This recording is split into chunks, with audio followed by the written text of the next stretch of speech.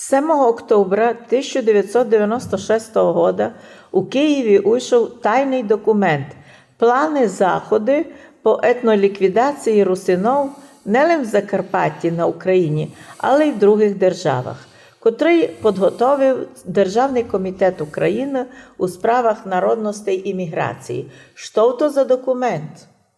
Цей документ, котрий уже 25 років совершає у державі Україна свої злочини проти русинського народу, ми в той момент, коли тільки він вийшов, тайно був тут розпространений, добрі люди нам принесли копію того, правда, входний листочок не вказали, хто його передав.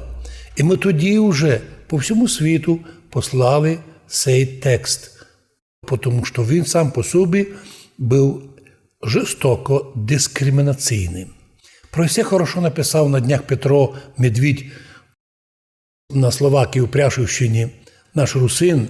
Він так і каже, що русини отримали цей тайний документ, і як він поступив, то під яким підписалися місні чиновники, щоб держати його в тайні, но почати робити явно, план, котрий має 10 сталінських пунктів, як інструкція на то, як знищити русинський народ в центрі Європи. Знищити навсігда. Захотіли українські націоналісти порішити, як каже Петро, русинів не лише на Україні, але ясно ся підписувало діяльності всіх віток влади України, котрі мусять поробити в других державах, в котрих живуть русини, а мотором тої активності мають стати українські посольства, амбасади. В тих державах Словакії, Чехії, Румунії, Мадярщині, Польщі, Сербії, Хорватії і навіть в США. Намся жалують американські русини, як американські українці нападають на них, критикують, як всячески мішають. Повторимо собі ще раз ото найосновніше, пише Петро Медвідь. Українська влада собі пожелала виробити документ, в якому би було описані методи, як цілком знищити русинський народ, як їм не дозволяти в їх самоідентифікації, як русинов. А найвеце, як нищити русинов і в очах тих сусідніх держав, де вони вжиють, і де вже в тому часі русини вже були визнані за окрему національність, національну меншину. Вдумайтеся, амбасади наші в других державах совершали етноцид русинов, громадян Словакії, Сербії, Мадярщини, Польщі, Румунії і так далі.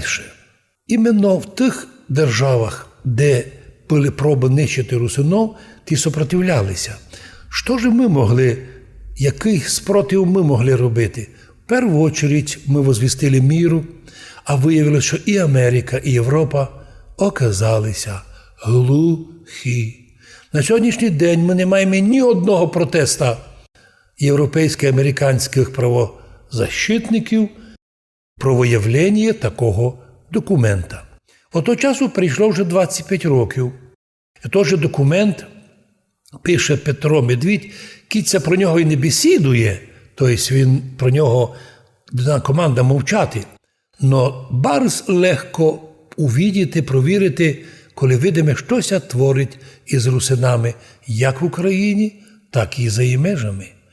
Ведь донесь в Україні стараються спиратися на цей закон і все робити, щоб елементарні права по Конституції, право називатися національністю мами, сохранити свій язик материнський в Україні об'явлено злочином не для всіх народів, а персонально для русинов. Я би собі представив таку картину, що якщо в якійсь державі так віднеслися до українців, від українців в Європі визнані по національності, в Мадярщині українці мають право на самодержавне управління, то саме мають фінансування і в Словакії, і в Румунії, і в Чехії, в Польщі, но вот русини ними об'явлені вне закону.